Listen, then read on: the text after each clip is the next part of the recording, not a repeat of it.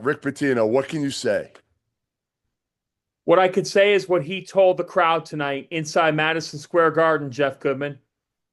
Maybe I saved the best for last. In other words, his Yeah. last stop, first coach in the history of college basketball to win conference tournament titles at 5 different schools.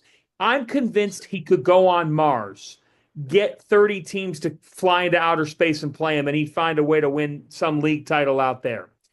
It is special. Manhattan, the streets are packed with red. Normally on this weekend, it's St. Patrick's Day. Everybody's talking about St. Patty's Day. They finally have a reason.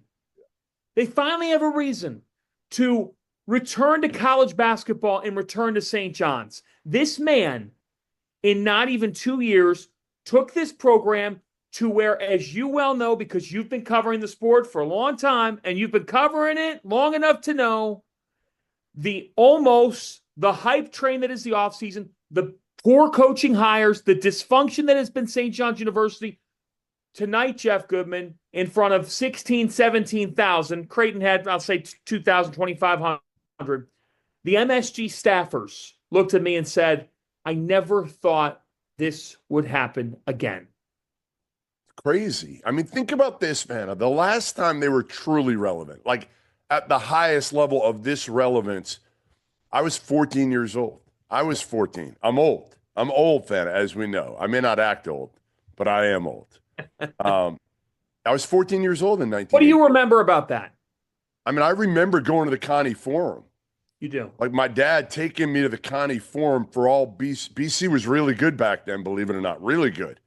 And the teams that would come in, I remember Chris Mullen and Walter Berry and all these dudes coming in, and St. John's was like a program, like they had pros every single year, and they went through when I went out a couple of weeks ago to that UConn St. John's game at the Garden, I said to you, I was like, I don't remember the last time I was at a St. John's regular season basketball game at the Garden. It's always for, the MTEs and the other teams that come into New York City, never for St. John's. But Rick Pitino he's going to go down, and this will cement his legacy. And it's interesting because if he had stayed in Greece, his legacy would have been different. Even if he had stayed at Iona, his legacy would have been different. Now, this final chapter is going to be something we remember as bringing a dormant program to one that I think this isn't a one-off.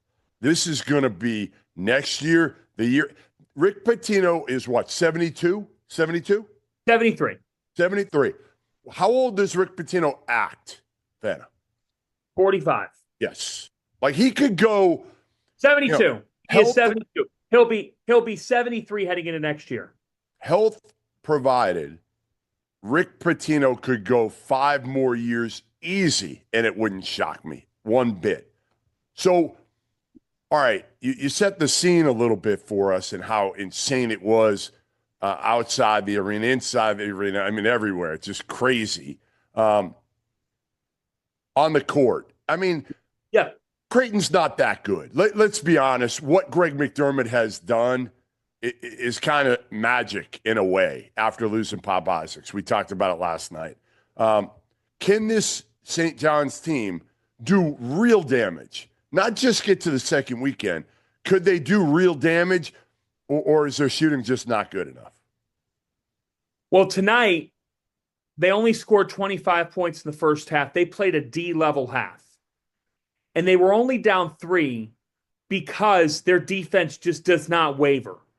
But even then, had they won it, I never doubted that they would win this basketball game, Jeff.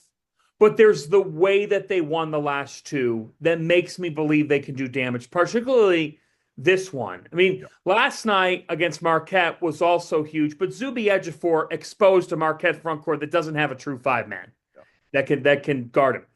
Tonight, that's not the case with Creighton. Like, Creighton's got Ryan Kalkbrenner, so defensively, Creighton's been a top 35 or so defensive team. Jeff, When has this Creighton team given up 57 points in a half? Never. Creighton scored 66 in the game. And it's not the first half. It's the second half. The reason why I think they can do damage is Kadari Richmond is like Jalen Brunson and like you've been talking about the Duke players, attitude-wise, of like nothing gets to the kid. He's honestly, he's kind of a boring interview. And I mean that in a complimentary way. Yeah. But the guy's a killer. And I thought the last two nights, he just willed them. Tonight, 12 points, 12 rebounds, 4 assists, but feels like 2 steals. And what you have is R.J. Lewis has grown into an alpha. He had 29 in this game, 27 of which came in the second half. And for me, if they shoot 40% or better from 3, I guarantee you, and if this team were to lose a game in the tournament and their season comes to an end, you and I will both look at the 3-point figures and say, yeah, they went 4 for 24, and that's what led them to the loss. What they have done, they have figured out the fact that we're not a 3-point shooting team, even though we might message it that we are. Let's take a few less, and when we step into it, it's an open look. Tonight, 7 of 14. The way they played in the second half, they're going to shut every team they play down offensively for a portion, if not a whole half of a game. That's how they are defensively. If they just take care of the ball and don't get rushed when they're on the offensive end, this team can be sitting in San Antonio. Because are you really going to bet against that coach and the 2 things that have happened? 1, the development of Lewis, and 2, an elite big man now in Ejiofor. I agree. I've been at SEC these last few days, and again, they're high level, and I kind of try to go back to a couple of weeks ago when I saw UConn play St. John's. And the one thing I'll say about the Johnnies is, and this was Rick Pitino telling his staff after last year's debacle. I don't know if it was a debacle, but it was like these Ivy League guys that weren't athletic, they weren't big, they weren't strong. Get me some dudes. Get me some dudes. And I look at Florida, and I look at Alabama, and I look at some of these teams, Auburn, and I say to myself, you know what? They're not going to be overmatched athletically. They're not going to be overmatched physically. They can match up, muck it up, win a game in the 60s, and frustrate the hell out of some of these SEC teams that, honestly, they are at a different level from most teams. But St. John's could be a good matchup for some of these SEC teams if they can get there. They could put anybody in the blender because they're physical, they have length, and they've won games because of their work in August and September. Right. And I know some people say that's cliche, not with Pitino. Jeff, you know it. Not with sitting on a workout, sitting on anything. This guy never stops. Jeff, think about this too. To your point, they're hard enough to scout playing a third time. Right. How about if you've never seen them or him on the sidelines? I know. If I'm an opposing player, there's a fear factor with this guy pacing up and down, and he is everywhere. He tells the guys where they're going before they go there. So they have found it. They don't care who gets the shine. They play unselfish basketball. There's no ego. And I think the big picture to this is, you're right. They could defend any team. And I've been covering this league for a good amount of time. I don't mean to say I've been doing this. Yeah. Meaning, I'll be honest with you. I tell it like it is. It's why we're on this network. It's why you brought me in when you did. And I know people say, well, he's covers the Big East primarily. No, but you're not a Big East homer. You're not a Big East homer. I fight other people on that all the time that try to say that about you. So, and I appreciate that. And what I mean by that is, I have walked into March Madness and told you, I don't trust this team in March Madness. Yeah.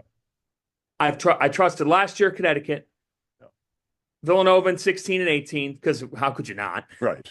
And you trust this team now. I didn't trust them in November or December. They have grown in season. And I think, and I know we got to go here, I really believe this, and I want to see your last thought on this, because as I know you got other tournaments, that Pitino St. John's, this angle, is going to be made for main CBS in the tournament.